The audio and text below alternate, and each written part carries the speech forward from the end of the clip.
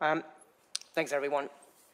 So I will provide a quick update and overview of ACCESS-ESM 1.6, so the version that we are planning to submit to the CMIP7 fast track.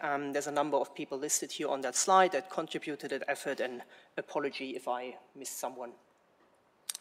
I thought it might be useful to highlight why we are developing an ACCESS-ESM 1.6 version. As you know, model development in general is a long and often complicated process. A lot of things can go wrong, and even if nothing goes wrong or nothing major goes wrong, it's still really difficult to predict how long certain tasks will take.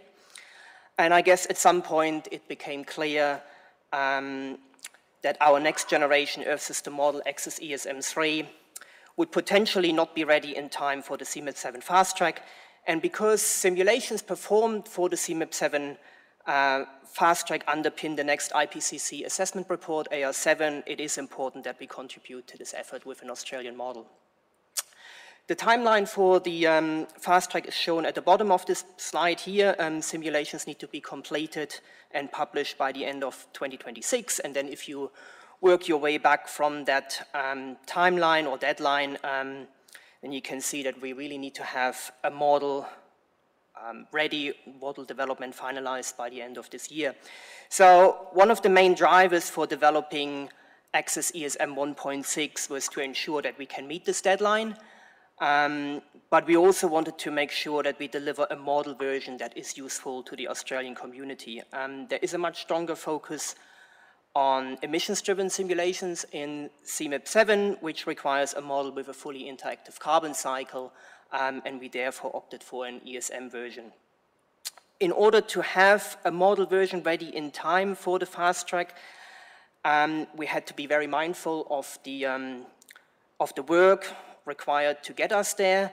ACCESS-ESM 1.6 is mainly based on ACCESS-ESM 1.5, but has some significant updates and changes, which I will highlight on the next slide.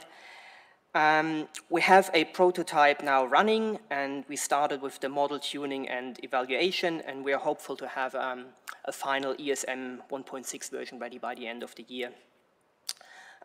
We also had to consider available resources, which are very limited. On top of this, we have the large uncertainties around maintaining that little capability that we have, at least at CSIRO. We want to continue the model development of ACCESS-ESM3, so we have to ensure that we don't spread ourselves too thin here. And an ACCESS-ESM 1.6 seemed feasible alongside the ACCESS-ESM3 development. And another important criterion for choosing an ESM 1.6 configuration for the fast track is our extremely successful CMIP6 submission with ESM 1.5. We have now published more than 320,000 data sets on the ESGF.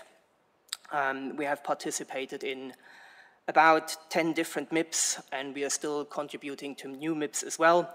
And because we have participated in so many different experiments, we feel that the model is thoroughly evaluated, and we can now focus on the areas that require further improvement. Overall, ESM 1.5 performs well globally and over Australia, and it has been used by all 4 major modeling centers for downscaling.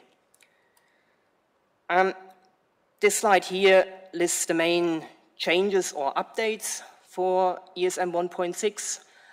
So on the land side, we are upgrading to a new cable version, cable 3.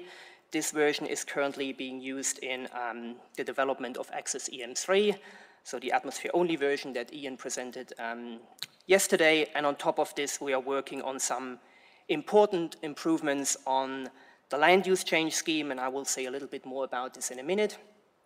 On the ocean side, we will continue to use MOM5, but switch to the harmonized version of the code that's used in OM2 and CM2. There are also some substantial new developments around the BGC model, Wombat. So we're going to include that in the ESM 1.6 version as well. And again, I will say a little bit more about this in a minute.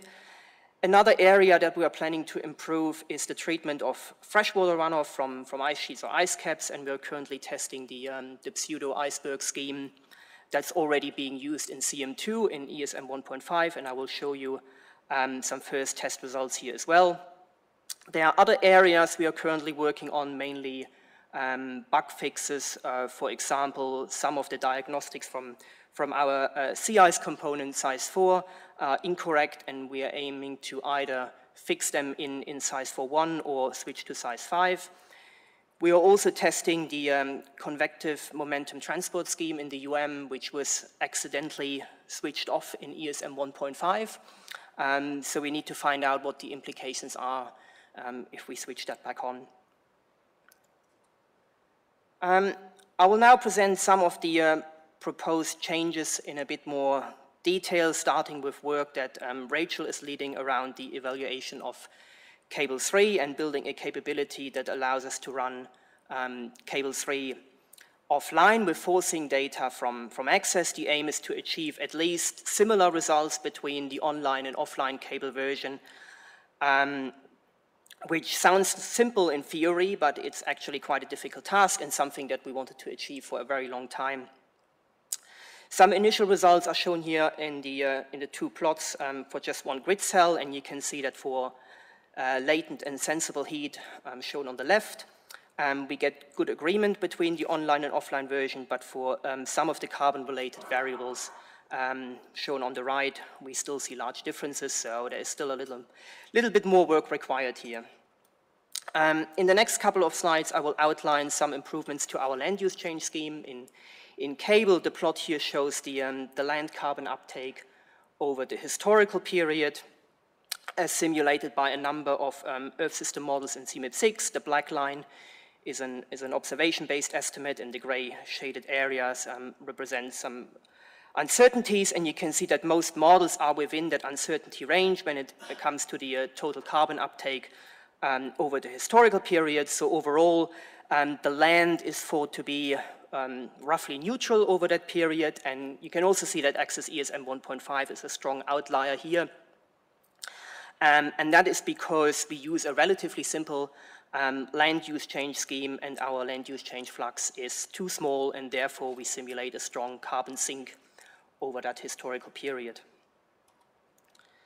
So based on those results, we started to revise the existing land use change scheme, and Tamas ran an optimization varying the parameters associated with the wood harvest component. And Tamas found that if we initialize one of the wood harvest pools with about 50 petagrams of carbon, then we get a pretty good match with the observation-based estimate of the land carbon uptake, as shown in the plot on the right. And that's the half-time bell, right? So the blue line is the optimized simulated carbon uptake, and the gray line represents the observation-based estimate. And Tamas is also testing a new wood thinning scheme, which removes wood from existing forests, even when there is no change in the vegetation. There is a lot happening on the ocean side as well. Piers is developing a new Wombat version. In fact, he's developing multiple new versions of Wombat, but here we are only focusing on the light version. Wombat Light is somewhat similar to the original Wombat version, but there are some major improvements and updates as well, and Andrew mentioned some of them already. Piers has optimized the model against 8 sets of observational products shown on the left, and he then ran a large number of experiments where he varied all the parameters randomly and then used a machine learning approach to find the best parameter set that minimizes the cost function that includes all the observations shown on the left-hand side.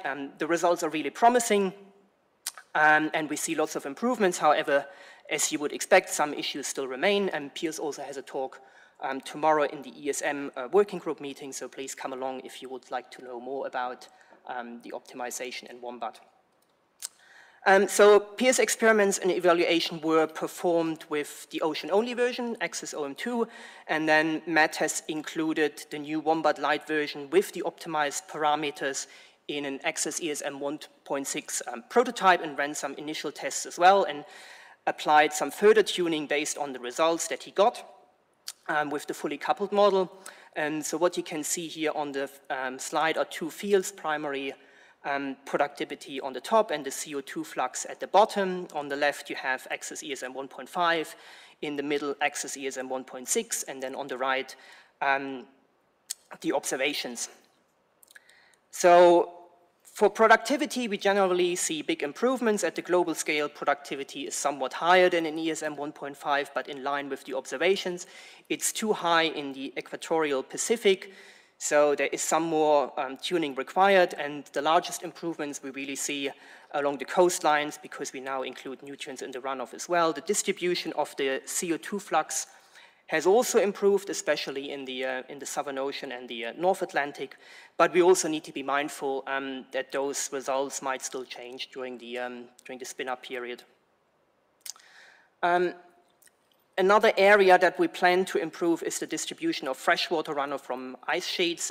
Dave is currently testing the pseudo-iceberg scheme that's implemented in CM2 in ESM 1.5, and he's also changing some of the parameters in the scheme to tune the behavior accordingly, and the plot on the right shows you the runoff around Antarctica for different parameter settings. Black is the line, I believe, without the iceberg scheme, and then you see how the runoff around Antarctica reduces with the different parameter settings. And from the test runs that Dave has done, we already see a number of improvements. For example, a reduction in the Southern Ocean warm bias. And this is my last slide. And just to summarize, we now have a first prototype of ACCESS-ESM 1.6 that includes cables 3 and Wombat Light. And we started the evaluation and testing based on this prototype. We have completed a 150-year test run, and the model seems to be stable. The ACCESS-NRI already set up the infrastructure to run and host the code for ACCESS-ESM 1.6, including the required repositories, and we now need to include all the changes from all the components in that code structure and continue to test the model offline and online. And we are hopeful to have a final version ready by the end of the year, and I will stop here. Thank you. Thanks, Tilo. Actually, I was wondering if there's any plans to use the new OPSI coupler for the newest version of ESM 1.6 in order to have more flexibility with other components. No, it's not happening. Just so the short answer is no. Okay. Martin's shaking his head. That's definitely a no. No, we really try to keep ESM 1.6 close to ESM 1.5 because we are mindful of the time available for further model development and try to really focus our efforts on improving the performance and solving the issues that we identified in ESM 1.5 without making any other changes possible.